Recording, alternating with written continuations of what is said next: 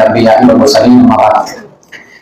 آج ہم لوگوں نے جو کتاب پچھلے سال پڑھی ہے اس کا امتحان لیا جائے گا، اور اس امتحان کے تناظر میں چند منٹ آپ لوگوں کو ناصحانہ کچھ کلمات بتانا چاہتا ہوں کہ یہ جو دنیا ہے یہاں پر جو کچھ ہم کرتے ہیں اللہ رب العالمین ان ساری چیزوں کا حساب لے گا۔ یہ جو امتحان دیں گے تو ایک وقتی چیز ہے، عارضی چیز ہے، اس امتحان سے ہم عبرت لیتے ہیں، نصیحت لیتے ہیں، اور آخرت کے دن کو یاد کرتے ہیں جب ہمارا اصل امتحان ہوگا۔ تو یہ دنیا دارالعمل ہے، امتحان کی جگہ ہے، یہاں پر نتیجہ نہیں ہے، یہاں پر حساب نہیں ہے، یہ یوم الحساب نہیں ہے، یہ دارالامتحان ہے۔ امتحان کے لیے اللہ تعالیٰ نے ابتلا اور آزمائش کے طور پر اللہ تعالیٰ نے ہمیں یہاں بھیجا ہے، اور ایک دن اللہ تعالیٰ نے مقرر کیا ہے جس دن اللہ تعالیٰ ذرے ذرے کا حساب لے گا، وہ آخرت کا دن۔ لوگوں میں جیسے ایک بات مشہور ہے کہ یہ دنیا مکافات عمل ہے، یعنی یہاں جو کچھ کرتے ہیں اس سب کا بدلہ اس دنیا میں ملتا ہے، یہ بات صحیح نہیں۔ ہمارا عقیدہ یہ نہیں ہے کہ اللہ تعالیٰ نے ہر عمل کا بدلہ دنیا میں رکھا ہے، یہ تو ہندوؤں کا عقیدہ ہے، اور ان کا نظریہ ہے کہ دنیا میں جو کچھ آدمی کرتا ہے ان سب چیزوں کا بدلہ اسی دنیا میں مل جاتا ہے۔ یہ مسلمانوں کا عقیدہ نہیں ہے۔ یہ بات ضرور ہے کہ جو کچھ ہم کریں گے ان سب چیزوں کا بدلہ ملے گا، مکافات عمل، یہ تو صحیح ہے، جو ہم کریں گے اس کا بدلہ ملے گا، اچھا کریں گے اچھا بدلہ ملے گا، برا کریں گے برا بدلہ ملے گا، اتنا تو صحیح ہے۔ لیکن یہ دنیا مکافات عمل ہے، یہ بات ٹوٹلی درست نہیں ہے۔ کچھ حد تک ہم یہ کہہ سکتے ہیں کہ اللہ تعالیٰ کبھی کبھی انسانوں کو برائی کی دنیا میں بھی قتل کرتا ہے، سزا دیتا ہے، لیکن اصل بدلے کا دن کون سا ہے؟ آخرت ہے، قیامت ہے، جہاں پر اللہ تعالیٰ ذرہ ذرہ کا حساب لے گا۔ اس لیے لوگوں میں جو مشہور ہے کہ دنیا مکافات عمل ہے، یہ بات کمپلیٹلی درست نہیں ہے، لیکن یہ بات درست ہے کہ ہر عمل کا اللہ تعالیٰ بدلہ دے گا، مکافات عمل ہوگا، یہ تو درست ہے، یہ بات صحیح ہے۔ ہم اچھا کریں گے اچھا بدلہ ملے گا، اور برا کریں گے تو برا بدلہ ملے گا، یہ بات درست ہے۔ اب آخرت میں جو اللہ رب العالمین ہمارا امتحان لے گا وہ امتحان دو طرح سے ہوگا۔ ایک امتحان ہے حساب عرضی جسے کہتے ہیں، یعنی ہمارے عملوں کو اللہ تعالیٰ پیش کرے گا، اور یہ ایمان والوں کے ساتھ خاص ہے، جو موحدین ہیں مومنین ہیں، یہ ان لوگوں کے ساتھ خاص ہے۔ حساب عرضی یعنی بندوں کے اعمال کو اللہ تعالیٰ بندوں پر پیش کرے گا، اچھا عمل ہوگا وہ بھی پیش کرے گا، برا عمل ہے وہ بھی پیش کرے گا، اور بندے سے اقرار لے گا، کیا تم نے یہ اچھائی کی ہے؟ بندہ اقرار کرے گا ہاں میں نے اچھائی کی ہے۔ برائی کو بھی پیش کرے گا، اور بندے سے اقرار لے گا، کیا تم نے یہ برائی کی ہے؟ بندہ اقرار کرے گا ہاں میں نے یہ برائی کی ہے۔ اللہ تعالیٰ اب اس کے گناہوں پر پردہ ڈال دے گا، اور اس کو بخش دے گا، جنت میں داخل کر دے گا۔ اس کی عملوں کو کوریدا نہیں جائے گا، اس کے عملوں کا مناقشہ نہیں ہوگا، اس کے عملوں کی پیشی نہیں ہوگی، یعنی اس عمل کے ڈیٹیل اور اس کا محاسبہ اللہ تعالیٰ نہیں کرے گا، صرف پیش کرے گا، عمل کو مومن پر پیش کرے گا۔ یہ حساب کا ایک طریقہ کہ اللہ تعالیٰ عمل کو بندوں پر پیش کرے گا اور اس سے اعتراف کروائے گا، اچھائی اور برائی کے بارے میں بندہ اعتراف کر لے گا، اللہ تعالیٰ گناہوں کو معاف کر دے گا، اس پر پردہ ڈال دے گا، اور اس کے درجات کو بلند کر کے اللہ تعالیٰ جنت میں سے ڈال دے گا۔ یہ مومنوں کے ساتھ خاص ہے۔ اللہ رب العالمین سے دعا کرتے ہمارا حساب ایسے ہی ہو، جس کو حساب یسیر بھی کہتے ہیں، آسان حساب۔ اسی لیے محمد صلی اللہ علیہ وسلم نماز میں یہ دعائیں کرتے تھے، اللہم حاسبنی حسابا یسیرا، اے اللہ ہمارا محاسبہ آسان بنا۔ یہ آسان محاسبہ، اللہ تعالیٰ سے یہ دعا ضرور مانگے، نماز میں مانگے، سجدے میں مانگے، ہر وقت یہ دعا مانگے، اللہم حاسبنی حسابا یسیرا، اے اللہ ہمارا حساب آسان بنا دے۔ اس آسان حساب میں کیا ہوتا ہے نا، عمل کو صرف پیش کیا جاتا ہے، عمل کا ڈیٹیل نہیں مانگا جاتا ہے، کیوں نہیں سوال کیا جاتا ہے، یہ تو نے کیوں کیا، کس وجہ سے کیا، اللہ تعالیٰ یہ نہیں پوچھے گا، بس عمل پیش کیا جاتا ہے۔ اور حساب کا دوسرا طریقہ ہے، جو دوسرا طرح سے اللہ تعالیٰ حساب لے گا، وہ ہے حساب مناقشہ، حساب طلبی۔ اللہ تعالیٰ بندوں پر ان کے عملوں کو پیش کرے گا، اور کیوں کیفیت پوچھے گا، کیوں تم نے ایسا کیا، کس وجہ سے تم نے ایسا کیا، یہ جواب دینا پڑے گا بندے کو۔ ایک ایک عمل کے بارے میں اللہ سوال کرے گا، اور ایک ایک عمل کے بارے میں اسے جواب دینا پڑے گا۔ اور یہ کس کے ساتھ خاص ہے؟ یہ کافروں کے لیے ہے، اس میں کچھ وہ مومنین بھی ہیں، بلکہ آج کے زمانے کے حساب سے تو بہتر مومنین بھی ہیں جو گناہگار ہیں، برائی میں جن کا دامن لطف ہے، ان لوگوں کا بھی ایسا ہی محاسبہ ہوگا، حساب ہوگا، حساب لیا جائے گا، اس میں محاسبہ کیا جائے گا۔ اور اس تعلق سے رسول اللہ صلی اللہ علیہ وسلم نے بیان فرمایا ہے، من نوقش الحساب عذب، جس کے حساب کا مناقشہ کر لیا گیا اس کو عذاب دیا جائے گا۔ اللہ تعالیٰ اس حساب سے ہمیں بچائے۔ یعنی یہ وہ حساب ہوگا کہ عمل کو پیش کر کے ہر ایک عمل کی تفتیش کی جائے گی، ہر ایک عمل کے بارے میں اللہ تعالیٰ ہم سے محاسبہ کرے گا، اور یہ جس کے ساتھ محاسبہ کیا جائے اس کو عذاب دیا جائے گا۔ اس کے بارے میں رسول نے فرمایا عذبا، بعض روایتوں میں ہے کہ وہ ہلاک کر دیا جائے گا، ہلاک کیا جائے گا۔ تو ہمیں اس عذاب سے اللہ تعالیٰ سے پناہ مانگنا چاہیے، اس حساب سے اللہ تعالیٰ سے پناہ مانگنا چاہیے کہ ایسا مناقشہ اور ایسا حساب اللہ تعالیٰ سے ہم سے نہ لے جس میں ہم عذاب دیے جائیں. تو یہ جو مرحلہ پیش ہوگا تو اس مرحلے میں آدمی کو عذاب میں ڈالا جائے گا. جو اس طرح سے مناقشہ ہوگا جس کے حساب کا اس کو عذاب دیا جائے گا. مومن اگر ہوگا اس کے اندر خیر ہوگی اور اس کے اندر توحید ہوگی, اس کے اندر ایمان کی رونق ہوگی, تو اللہ تعالیٰ عذاب دے کر پھر نکال کے جنت میں ڈالے گا. لیکن کافر لوگ تو ہمیشہ جہنم میں ہوں گے. تو یہ حساب و کتاب کا معاملہ ہے. اس پس منظر میں ہم دو باتوں کی نصیحت کرتے ہیں اس امتحان کے پس منظر میں, کہ ہمیں ایک آخرت کی تیاری کرنی ہے اور گناہوں سے بھی بچنا ہے, یعنی عمل کرنا ہے, گناہوں سے بچنا ہے.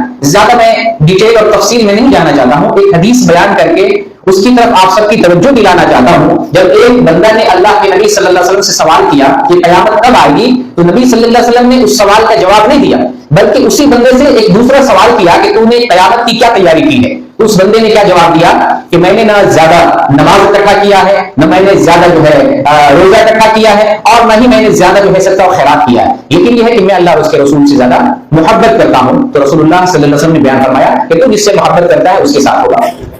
میں اس حدیث کے پس منظر میں کہنا چاہتا ہوں کہ یہ جو تین اعمال اس صحابی نے بتائے, نماز, روزہ اور صدقہ یعنی زکات, نماز, روزہ اور زکات یا صدقہ اس میں داخل ہے, یہ تین عمل ایک مسلمان اگر ان تین عملوں کو انجام دیتا ہے, اور ان تین عملوں میں فریضے کی بات نہیں کر رہا, فریضہ تو ہر حال میں ادا کرنا ہے, فرض نماز ہے ہر حال میں ادا کرنا ہے, رمضان کا فرض روزہ ہر حال میں ادا کرنا ہے, اور فرض زکات ہر حال میں ادا کرنا ہے. میں نفلی بات کر رہا ہوں, نماز میں جو نفل نماز ہے ان کی پابندی کریں, روزہ میں جو نفلی روزہ ہے جیسے ایام بیج کا ہے, سوموار کا ہے, جمعرات کا ہے, یا اور مختلف قسم کے روزے ہیں, ان روزوں کی بات کر رہا ہوں. زکات میں فرض زکات کی بات نہیں کر رہا ہوں, نفلی صدقات کی بات کر رہا ہوں کہ ان تین عملوں میں نفل چیزوں پر, نفل عبادت پر توجہ دیں. یعنی نفلی عبادات کریں, نماز پڑھیں, فرائض کے علاوہ فرض تو پڑھنا ہی ہے, نفلی روزہ بھی رکھیں اور نفلی صدقہ و خیرات بھی کرتے رہیں, اور کیسے کریں, چھپ کر, چھپا کر, کسی سے بتا کر نہیں.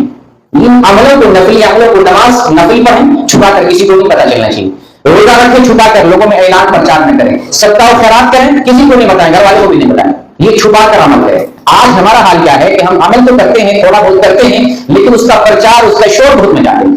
آج دیکھیں لوگ جو ہے جیسے حج کر رہے ہیں, اتنی عظیم عبادت ہے, زندگی میں ایک مرتبہ حج آتا ہے, لیکن لوگ حج کس طرح سے کر رہے ہیں, اور کتنا برا ماحول حج کا, گاؤں سماج کا دیکھیے, حج کرنے کے لیے لوگ جاتے ہیں اور اس طرح سے شور ہنگامہ, اس طریقے سے جو ہے اس حج کا اعلان کیا جاتا ہے, اس کا پرچار کیا جاتا ہے, اس کی دعوتیں دی جاتی ہے, دعوت کھلائی جاتی ہے, اور اس میں استقبال ہوتا ہے, یا اس میں جو ہے خیر مقدم کیا جاتا ہے, اس میں جو بھیجا جاتا ہے پھر آنے پر استقبال کیا جاتا ہے. یہ جو منظر نظر آتا ہے جیسے لگتا ہے ہم نے حج کو ایک تماشا اور کھیل بنا دیا. اور اسی طریقے سے دیکھیں کہ لڑکی جیسے مہاراشٹر سے حج کرنے کے لیے پیدل گئی اور اپنے اس حج کا پرچار اس طرح سے کر رہی ہے کہ پوری دنیا میں وہ مشہور ہو رہی ہے.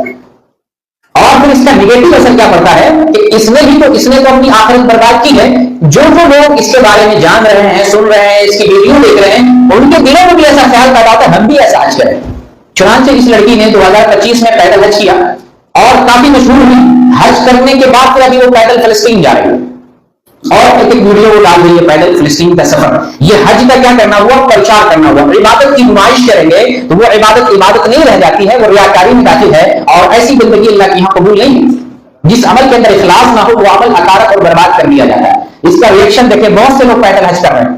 ایک نئی لڑکی بھی تیار ہوگی, اس کا نام ندا انصاری, وہ بھی جو ہے پیدل حج کر رہی ہے. 2026 میں وہ پیدل حج کرے گی اور ویڈیو بنا کے ڈالو. اس کا نیگیٹو اثر پڑتا ہے. اگر آپ غلطی کرتے ہیں نا اور اس غلطی کو مشغول کرتے ہیں تو لوگ غلطی کی طرف جلدی مائل ہوتے ہیں. نیکی کی طرف لوگ بہت کم مائل ہوتے ہیں, لیکن غلطی کی طرف لوگ بہت جلدی مائل ہوتے ہیں. تو ہمارا آج یہ حال ہو گیا ہے کہ ہم اپنے عملوں کی نمائش کر رہے ہیں, عملوں کا پرچار کر رہے ہیں. تو میں نے کیا بتایا کہ ان تین عملوں پر مواظبت کریں. کس پر, نفلی نماز پر, نفلی روزوں پر اور نفلی صدقات پر, لیکن چھپ کے, بتا کرنے, کسی کو نہیں بتایا, بیوی کو بھی نہیں بتایا, گھر والوں کو, ماں باپ کو بھی نہیں بتایا. یہ تعلق آپ کا اور اللہ کے درمیان ہونا چاہیے. یہ آخرت میں لینے کی آپ کو کام آئے.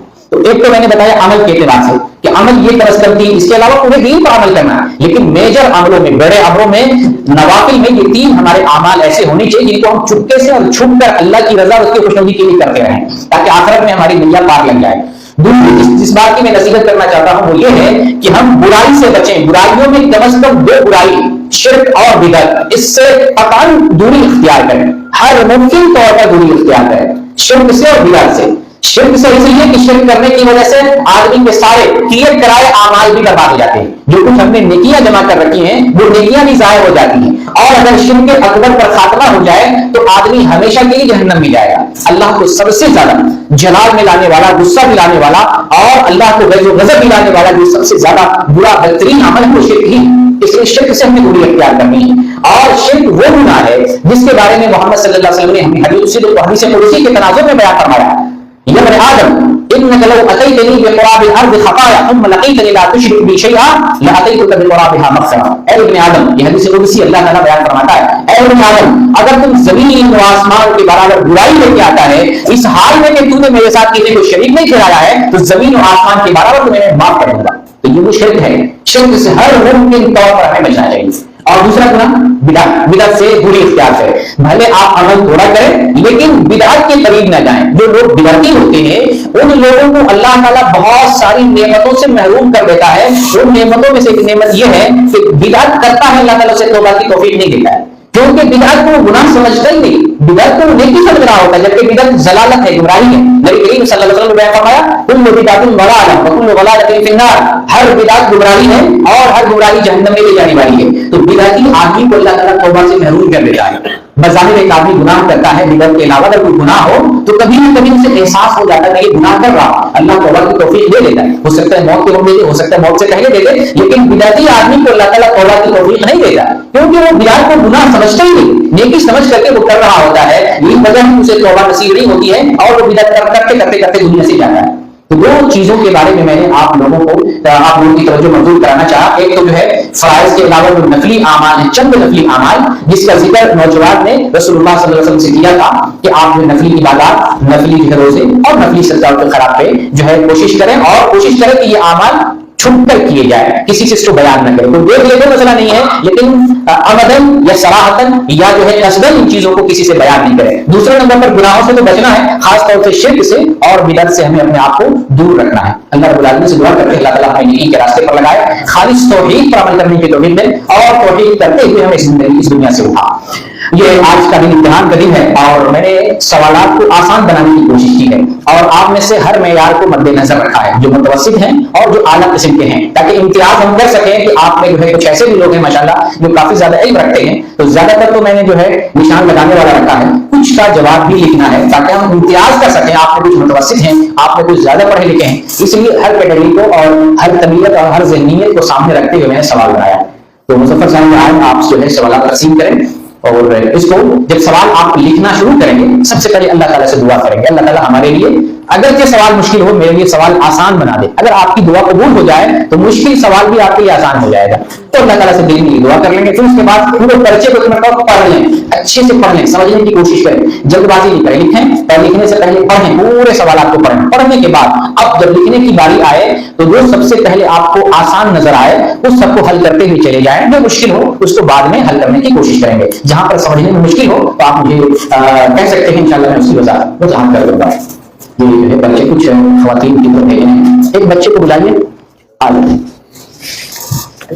کچھ بچے لے کے جاؤ، اگر کچھ کم پڑ جائے تو پھر انشاءاللہ یہ کچھ پینسل بھی لے لو، ادھر نہیں ادھر لے کے جانا ہے، ادھر لیڈیز سیکشن کی طرف ادھر آپ کچھ قلم لے لو، پھر بعد میں پرچہ لانا بھی تمہارا کام ہے۔ یہ جو ہے ٹھیک ہے، خواتین بھی لکھ لیں جلدی سے تو پھر جو ہے بھیج دیں گے۔ کسی کا دیکھ کے نہ لکھیں اور موبائل یا کتاب کا استعمال نہ کریں، اپنے ذہن پر انحصار کریں، اور یہ کوئی بڑی بات نہیں ہے، الحمدللہ اس میں ٹیسٹ ہو جائے گا آپ کو کتنا معلوم ہے اور کتنی جو ہے معلومات میں اضافہ ہے، بعد میں انشاءاللہ اس کا جواب بھی میں بتاؤں گا، لیکن اس سے ایک طرح سے آپ جانچ پرکھ کرنے کی کوشش کریں کہ ہمارے اندر کتنی معلومات ہے اور کیا کمی تھی جس کو پورا کرنا ہے بعد میں۔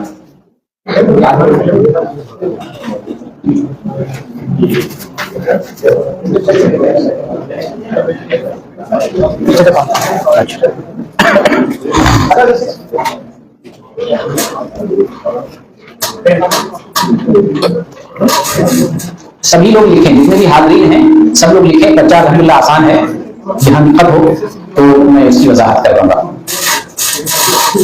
اس کو بند کرنا اور کچھ جو ہے ایسا تصویریں اور کچھ ویڈیو لے لیجیے گا۔